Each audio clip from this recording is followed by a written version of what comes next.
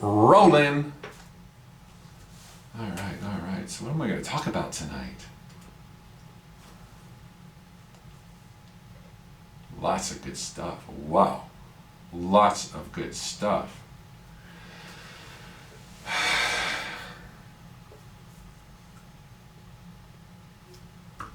I even got homework for you again. Let's see here. Hundreds of people online already. Thank you all for tuning in. This is really cool. I see you raising hands. I cannot answer raised hands. Oh, you guys got your books and stuff. That's so cool.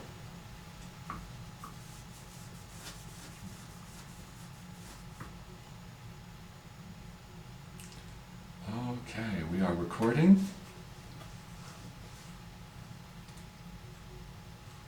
Did I? Oh, I didn't share my... Too late now to share the cover of the book page. I thought you were looking at that. Oh, never mind.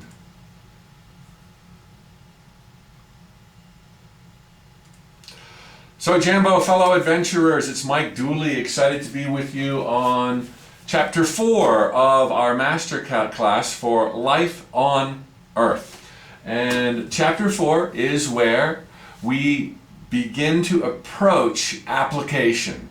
It's still really the theory and the knowledge bit of the program, however, with a very exciting flair.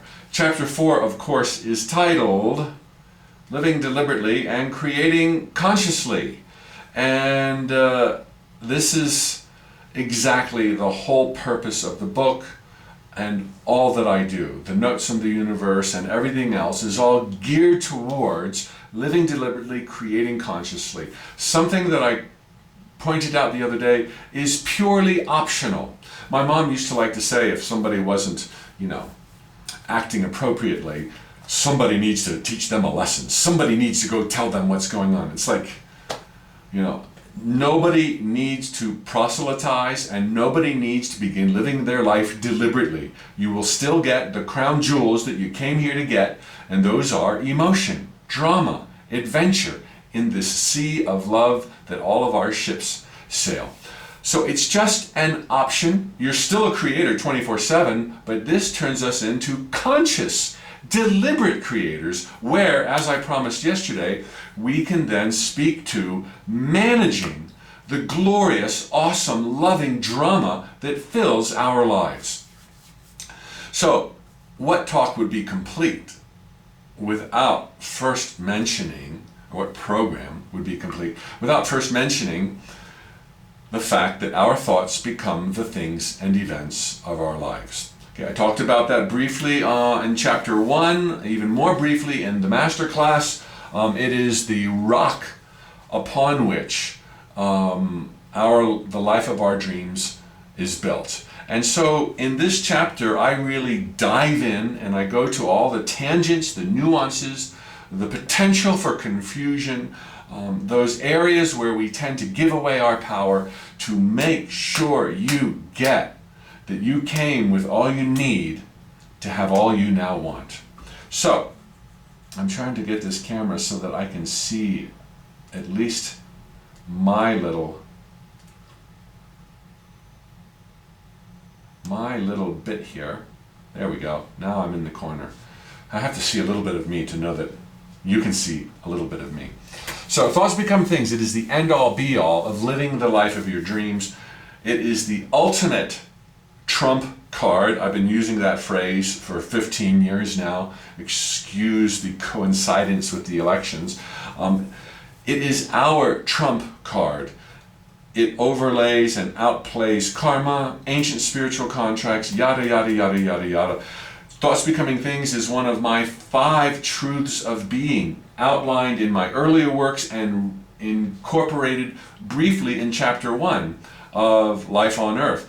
There are 5 principles that are immovable, 5 pillars that hold together the hallowed jungles of time and space. We are all one, it's all good, thoughts become things, there's only love, and the 5th one.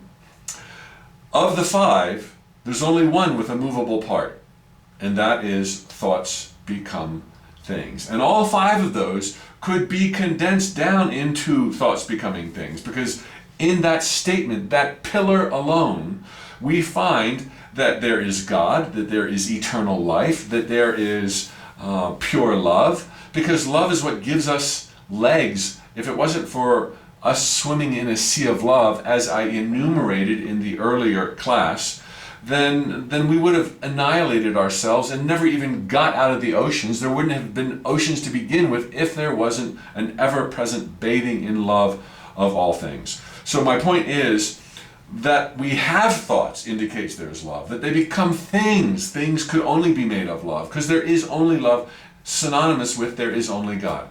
So only one of those pillars that makes the hallowed jungles of time and space possible, and those pillars are listed in chapter 1 of Life on Earth.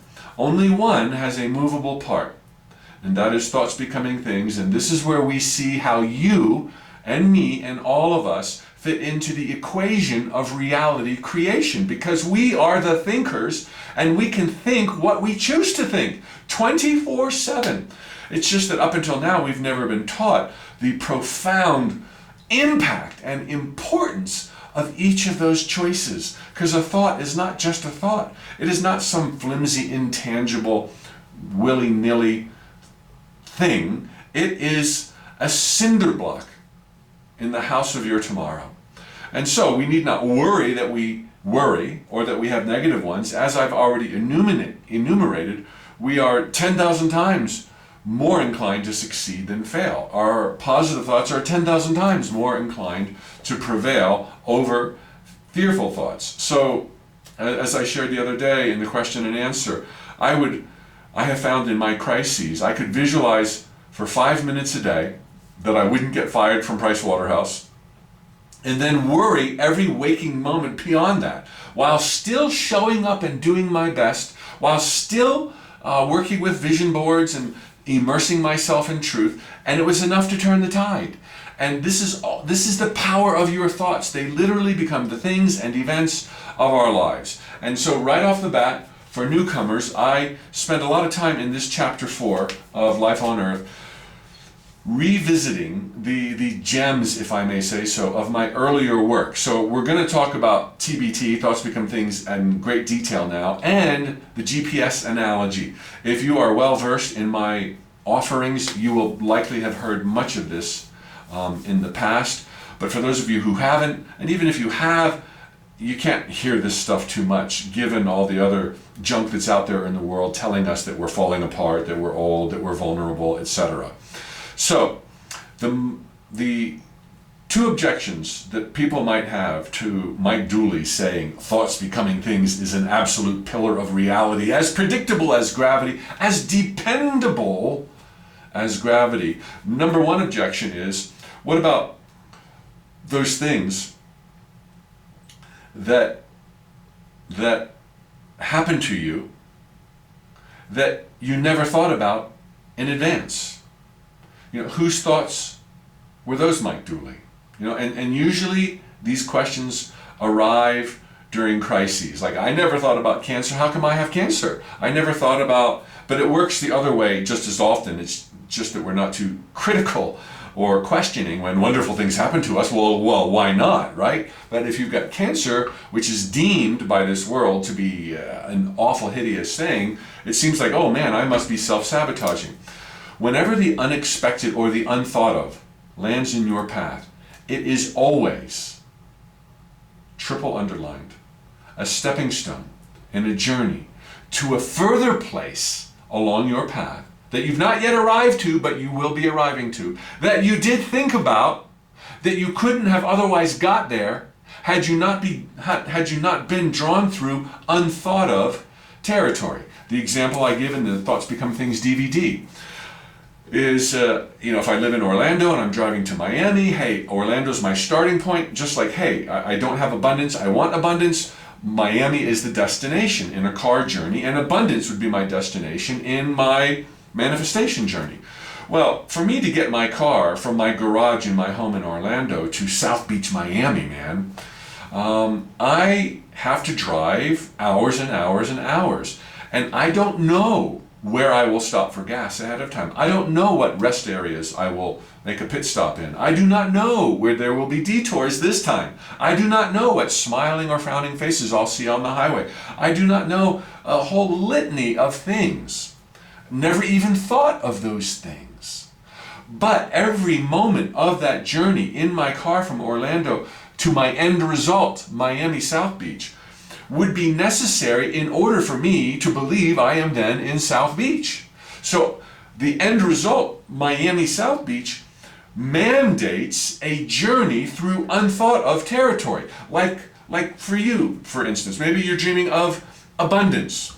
But for you to get to abundance, you need to get over your, perhaps, hypothetically, limiting belief in your own worth. Or you might hypothetically need to get out of the way of your limiting belief that money isn't spiritual. And so you're commanding abundance. And so abundance it shall be. But you need to plow through some terrain here. And as you take your baby steps out in the world, you're going to be knocked on the ground. You're going to be shown that you're not feeling very worthy so that you can feel worthy. And the same might be true, the same is true of all unexpected things that happen. I know so many people who have had cancer, given my line of work and the audience members I come in contact with, who consider it one of the greatest gifts of their life. They're not talking about the hideous disease that destroyed their cells. They're talking about, from a bird's eye perspective, the journey it led them through, to a place of new appreciation, through a place of discovering their power, through a place of healing internal wounds, psychological wounds, or relationship wounds that would not have been healed had there not been this fleeting death sentence. And suddenly the cancer is gone and they are restored and they are more powerful and more clear and healthier than they've ever been. What a gift that such a person would have cancer. And for the people I didn't get to talk to who passed away because of cancer, they didn't pass away. You already are on that page, right? Everyone is alive. There's no lost opportunities, because when one door opens, an infinite number of other opportunities presents themselves. And they would tell me, I hear them now shouting, it was the best thing that ever happened to me, this cancer, even though it was a slow, painful death, even though I cried buckets of tears, even though nobody understood why it happened to me. There were reasons, there were order. Just because we don't pick it up with our physical senses, not that we can't tune in and get the truth, doesn't mean ever that there's a lack of order, love, healing, and betterment for everyone. Because when one door closes, another one opens. And speaking of this, it makes me think of the earlier question in the first masterclass when someone lost a child. And this is a very crude analogy, but you know, I go to work every day and I kiss my daughter goodbye. You know, well, on any given day, she might go to school, or to Disney World, or to Universal Studios. Okay? Now, am I going to be thinking of the lost opportunities if I find out she went to Disney World and not Universal Studios? I mean, there truly would be, for that day, irreplaceable lost opportunities that she didn't go to Universal or to school. But she went somewhere else awesome. And who would ever feel they have the wherewithal to say that that wasn't best for her? And the same is true in life. Although I do get to go home and see her at the end of the day, what if they called me from Disney and said, look, we're having so much fun here, we're going to stay a day. Hey, we met the board of directors and they're putting us up at the Cinderella Castle. Hey, I'd feel bad for me, but I'd be really glad. You know, and if that turned into longer and longer, there is a parallel here. And I know it's crude, but there's a blessing in everything, and there's never lost opportunities that aren't profoundly outweighed by the new possibilities that arrive. And this is thoughts becoming things, and how you interpret when the unexpected lands in your path. And this does not mean that you can have that anybody at any time could have the rug ripped out from under them. You know, I want my thoughts to become things, I want to move towards abundance, but I just might get cancer, and I just might drop dead, and I just might find out that my partner is cheating on me. It's like, no. Anything that does happen, even the unexpected, even the unthought of, is always in alignment with all of your other thoughts, priorities, emotions, intents, beliefs. So don't think for a second that, thoughts become things, but, maybe cancer has a gift. It's like, well, cancer does have a gift. That doesn't mean it's for everybody. Don't think that you're vulnerable. That's one of the most important lessons about getting the ground rules under your belt in the first 3 and 4 chapters of this book, Life on Earth. You're not vulnerable, and it's not as if anything could happen to anybody. But when stuff does happen, you don't say, oh, this is all bad, there must be something wrong with me. It's like, no, I can't see the good in it yet, but I'm going to power on through. I'm going to make the best of it. I'm going to be amazing. I'm going to smile. I'm going to continue to hold my vision, and thy will shall be done. The other objection that ought to be raised when I say TBT is as predictable as gravity is, what about the things you've dreamed of for years, decades, that have not yet come to pass? What gives? And then this is when people give their power away and they think, well, I must not be ready for it, or the universe is working on her own time schedule. It's like, well, there is such a thing as timing. But just because you don't have what you most want yet doesn't mean that the universe is pulling levers and saying not yet, or you need more gratitude, or anything. It's being pressed to you right now, and tonight you might get the phone call that says it's on its way. So don't think that anything's going wrong just because you don't yet have it. And don't jump to the conclusion that you must have invisible, limiting, self-sabotaging beliefs. Don't, as I earlier just hypothetically suggested, because I was making a different point then, don't think, well, I must not believe I'm worthy. I said maybe something will happen because you didn't believe you were worthy, but don't you start labeling yourself thinking you have to find your invisible, limiting, self-sabotaging beliefs or else you can never bust a move. Baloney. You don't even have to know what they are to blast through them, and I'll give you an exercise on that today. And number 2, you might not even have had that as an invisible limiting belief. But now that you're out there telling everybody, every Tom, Dick, and Harry that you sit next to on the airplane, I don't believe I'm worthy, I was violated, and my parents did this, and they didn't do that, and my 3rd grade teacher was a jerk.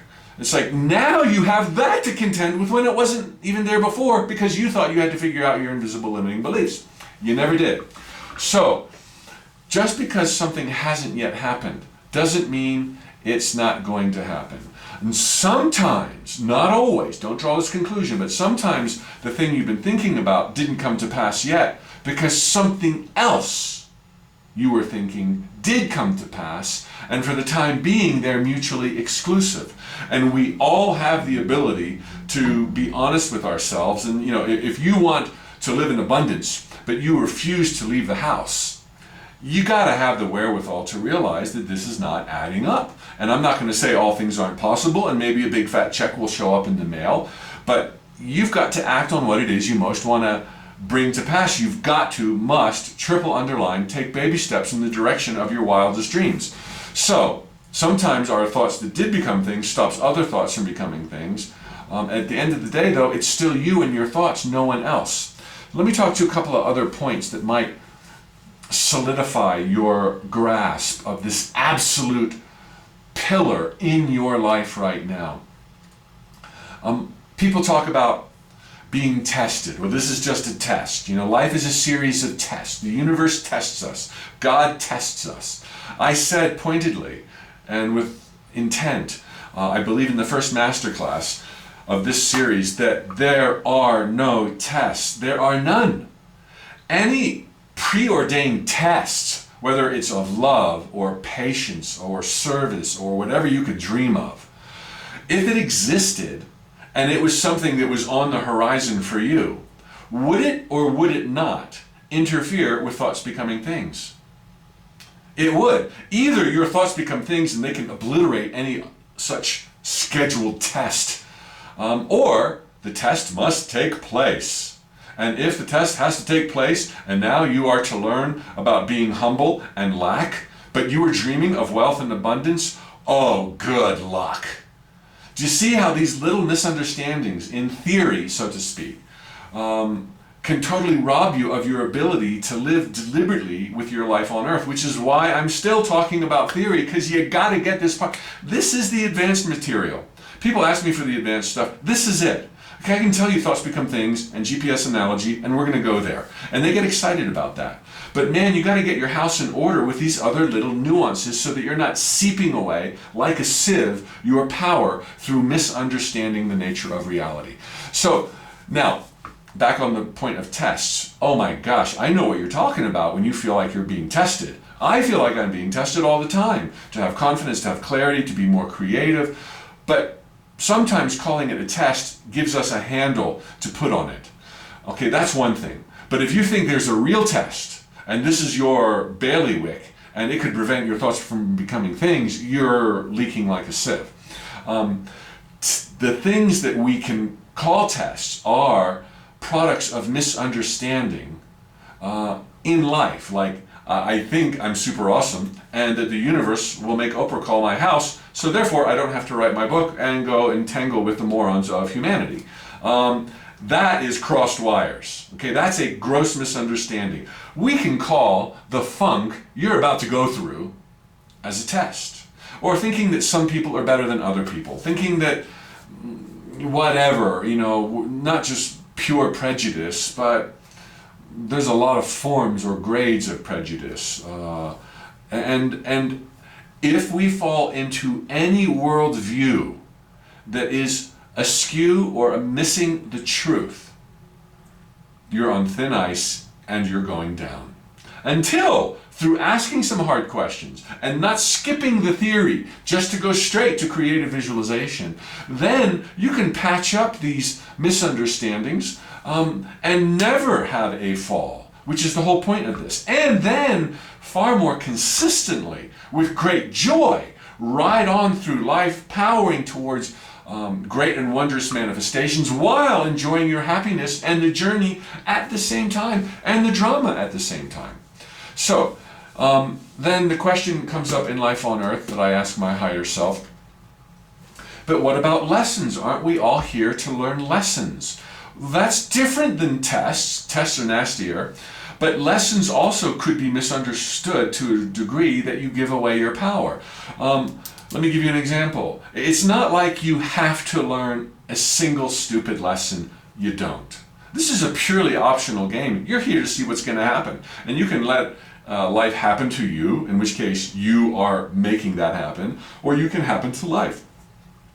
Let's say you want to live deliberately and create consciously. And again, I'll use the example of abundance because it's very common, although this teaching applies to all things, but it's also numerical and objective, so people can deal with abundance better than they can deal with examples on worthiness, which is very intangible and hard to speak to. But let's say that you're moving towards abundance, and you don't know it, but it's going to require a degree of patience. Well, coming into this lifetime, or even now in an altered self, or an altered state, or your higher self, you at a greater level knows that if you are to live truly in a stable, abundant financial realm, you're going to have to learn abundance. And if you were reading the curriculum before this life began, and it would say, look, okay, you want abundance? Well, then you're going to have to know patience, and you're going to have to know holding on to a thought even though you don't see it, and you're going to have to know about baby steps. Do you still want to live this life knowing that your goal of abundance, which will bring you great joy and grease the wheels of manifestation, as well as hopefully you would have much more on your slate than just creating abundance, okay, but this is just for illustrative purposes only. Do you still want to live in great abundance if you have to learn patience and baby steps and tolerance? You would be like, hell to the yeah, I'm going to learn those things. Now all of a sudden you are stating that you want to learn patience. Patience sucks. Nobody likes patience. Patience in and of itself is a boring lesson. But patience pays dividends, particularly to a mind that dreams and baby feet that walk. And now you've got these boring old lessons looking pretty damn sexy because the payoff is out of this world. So yes, there are lessons not imposed upon you, cherry-picked by you so that you could bust a move and soar at a higher orbit than ever before. Okay, so what about contrast? I already spoke briefly on contrast in an earlier masterclass, but my brother is a huge fan, as I shared, of the Abraham material. I I respect as much as one could respect the Abraham material. I do not read or listen to them because I don't ever want to sound like them nor draw from their material. Hence, I don't think I sound like Abraham, nor could I possibly. Except that we talk about truth. Truth is benign. Truth is knowable. It is absolute. So you get a number of teachers who have actually stumbled on truth. They will sound very similar. But Abraham, according to Andy and the tapes I've overheard, talks at length about contrast. And that contrast, a lot of you will know Abraham, so this is for you. No, contrast is like, you got to know what you don't want in order to know what you do want. But too many, and that's right, but too many people take that to a degree of, well, you can't have love unless you know hate. You can't have fun unless you know boredom. They take it to such a degree, they're forgetting that, like infinity, contrast is theoretical. You don't have to live in the southern hemisphere if you want to live in the northern hemisphere. You don't have to know hate. You do not, in order to know love. You don't have to go to war in order to have peace. Do you see how this could get whacked out of shape? Well, this is all so that we can know what's good.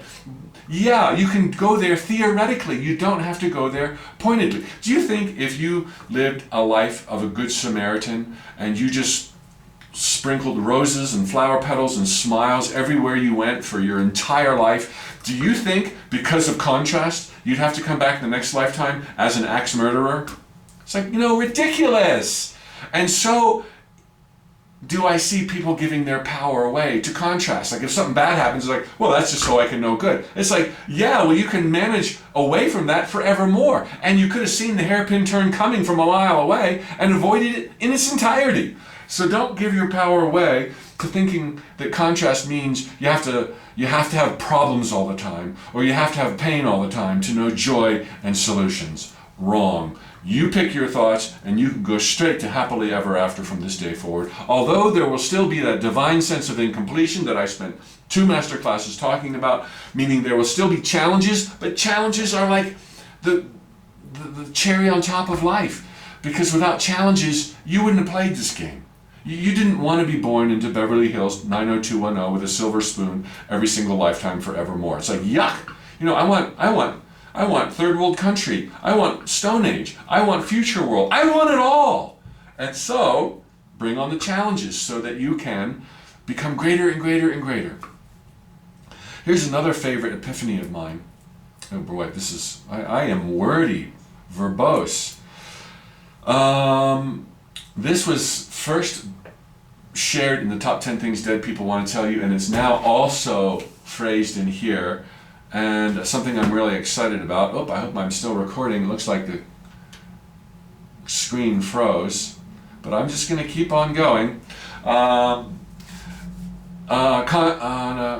Okay, so this thought that was in both of my books. The universe is non-judgmental, right? Do you remember first learning that the universe is non-judgmental? And you're like, oh, wow, let me close some of my RAMs so that I'm not having a problem.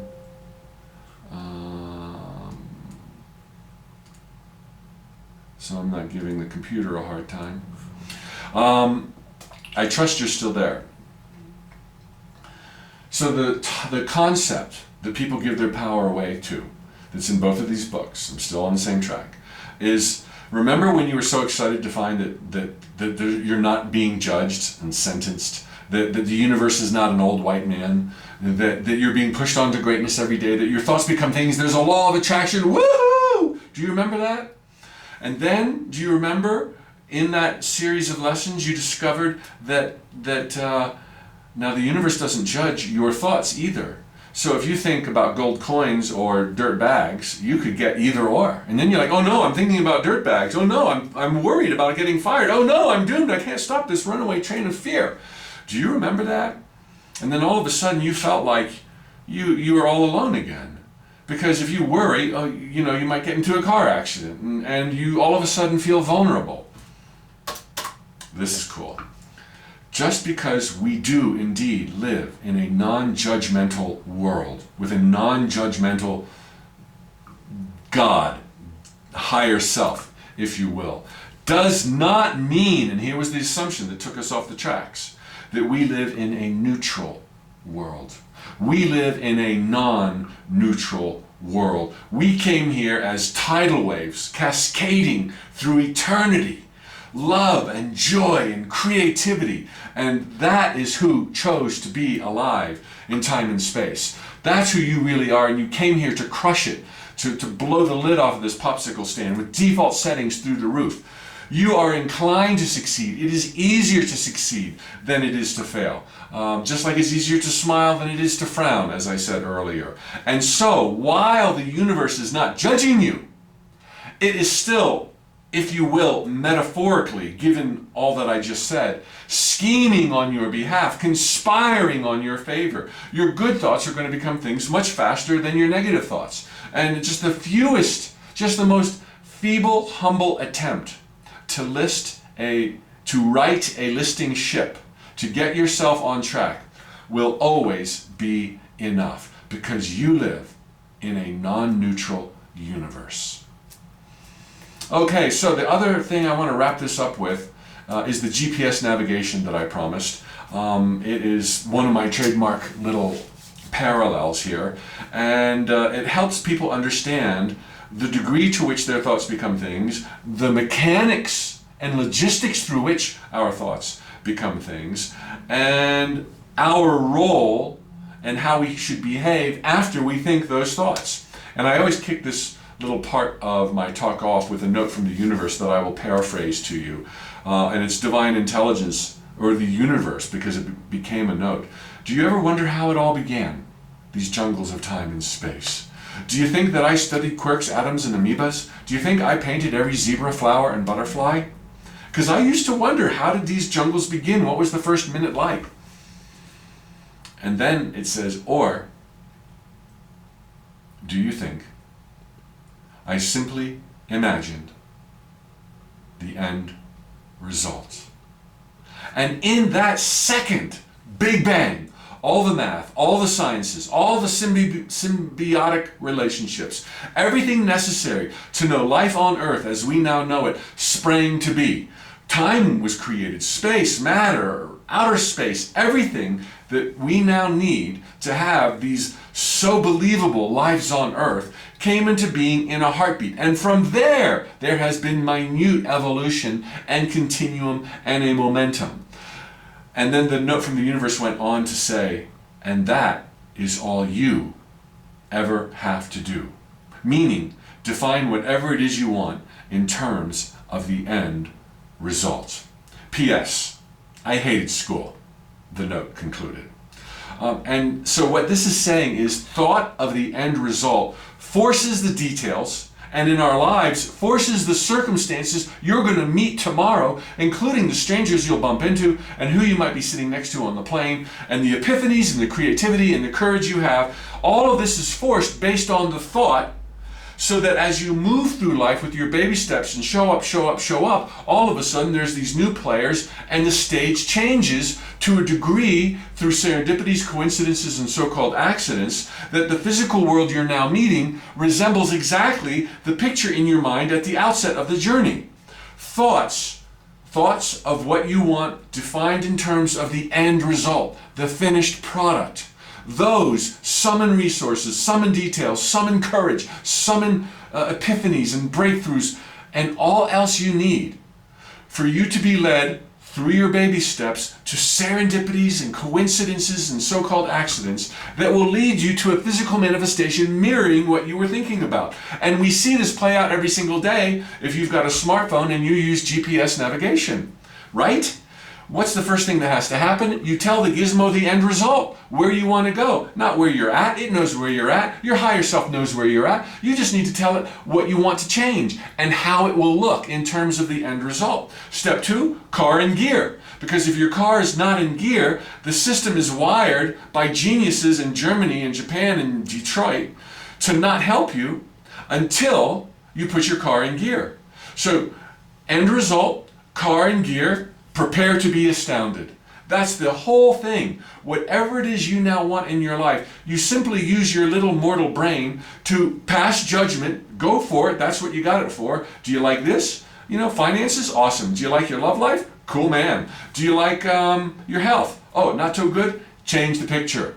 Change the picture in your mind. Don't go through all, I gotta do this, I gotta do that, I gotta see this, change the picture in your mind, and then through baby steps, do what you can with what you've got from where you are.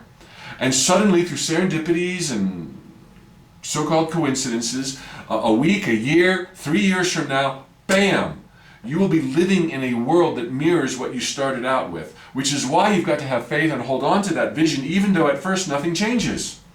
This is the GPS analogy. It's stated in greater detail here and in my earlier works and in Playing the Matrix, and it can help you get your groove on because it clearly shows you that the end in mind is your starting point. The end in mind is your start.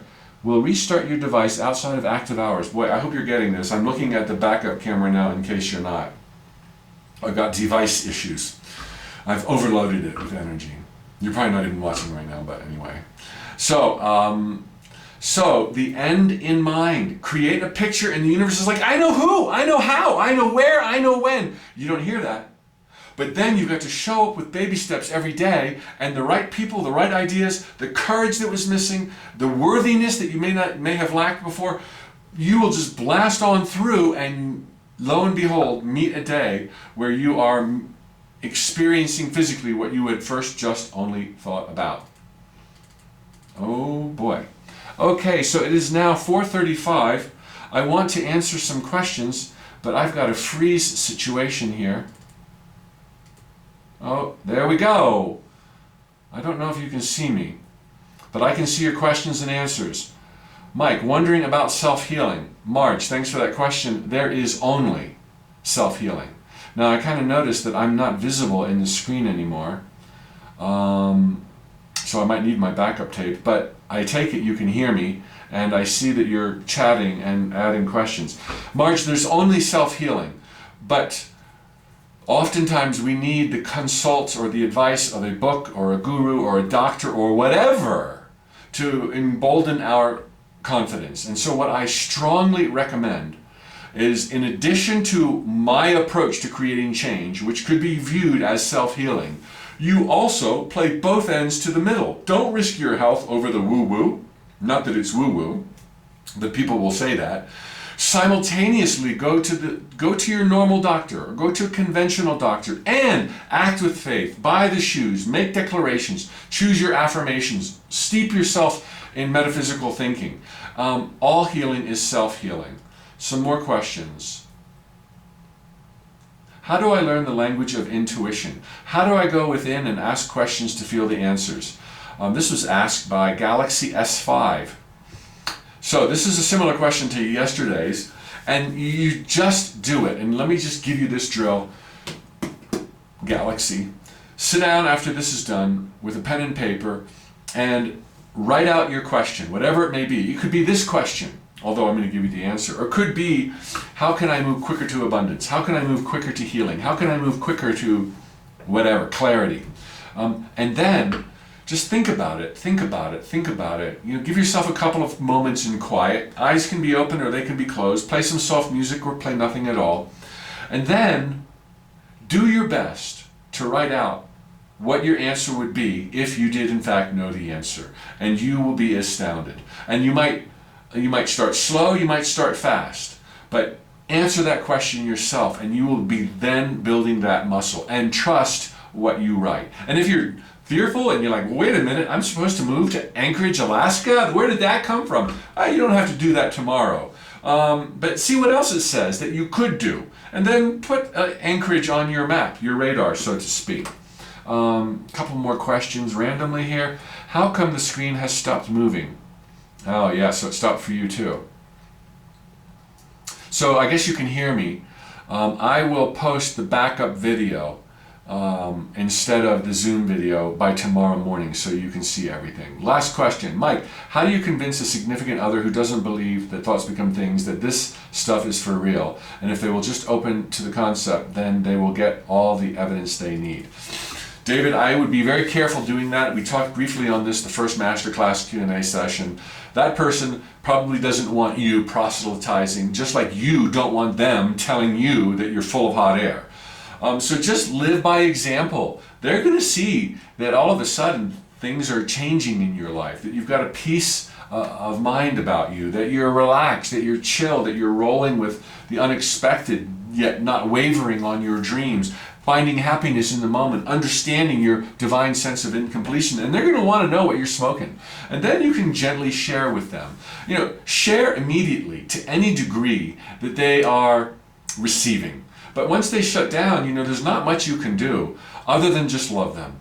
Because no doubt that if they're a significant other, they've got a lot of great things going on that attracted you guys together to begin with. And so just focus on that when you're with them. I have never in my life wanted somebody or insisted that somebody, get this stuff. There's too much else involved in a relationship other than being able to talk metaphysically. And I know you want them to dream big like you, but don't think that you're vulnerable to their negativity, because you ain't. Unless you surrender your power and stop working because they don't like you to work or whatever. You can still live in abundance and radically transform your life and bring them along for the ride. They're going to want some of what you got. Now, the exercise I have for you that I promised, I want you to, this is belief bulldozing. Instead of looking for your invisible limiting beliefs, I want you with a piece of paper or a Word document on your computer to write down a big dream you have. A big category dream, not detailed. Big category: abundance, wealth and abundance, creative fulfilling work, rocking social life, total health and recovery. Use big terms like that because you then give the universe leeway to connect the dots she likes. And then under that heading, I want you to enumerate, and I talked about this exercise earlier, but now I'm giving it to you to do in greater detail here. I want you to enumerate in bullet point fashion all of the beliefs that someone who's already achieved that goal that you've just put on your piece of paper would have. If it's wealth and abundance, what does somebody now who has created wealth and abundance for themselves, what do they likely believe about life, about money, about service, about this? And that's easier to name than tell me what your invisible limiting beliefs are. God darn, who knows where to begin? And you might even make stuff up that wasn't true to begin with. Don't go there. You don't have to know what they are. Just know what beliefs you want to be yours. I believe I'm worthy. I believe there's enough for everyone. I believe I live in a holographic world where my thoughts become things and my words give me wings. I believe I can help more people and be of greater service with a huge bank account. Not that you have to have money to be of service, but hey, this casts money in a favorable light instead of thinking it's the root of all evil. And make your list 20 points long. I challenge you. That's your homework. Can you come up with 20 beliefs that would be possessed by somebody, hypothetically, who has done what you would like to do? And then, step 2, after you have that list, every day, mull it over, stare at it, read these to you, see their validity. Yes, I'm a gladiator of love and joy. Yes, my thoughts become things. Yes, I'm here by choice. Yes, there's enough for everyone. Woo! This will immediately erode and ultimately erase, bulldoze, and liquefy any invisible limiting beliefs you may have had without you claiming that you had them. And then, step 3, all important, I want you to go out into the world every day and do one token act of faith. You don't have to spend money for this. You don't have to make a fool of yourself. Let it be convenient, but physically demonstrate that you are worthy. Physically act like you know you live in a holographic world and therefore nothing ruffles your feathers. Physically, make a list. I would make that list 20 points long as well, so that for 20 days in a row, you're going to have some way to physically demonstrate that those beliefs are yours. All right? That's your homework assignment. Have a great time with it. I hope you weren't too bothered by the broadcast quirks here, but I look forward to tomorrow night when we actually go much deeper into application, creative visualization, choosing your words wisely, taking action vis-a-vis acting with faith, and vis-a-vis baby steps. I'm honored that I get to do what I most love, and you have made it possible in this masterclass series and for buying my book. I wouldn't mind if you went out and bought a few more copies. All right, shameless plug. Peace, and remember, thoughts become things.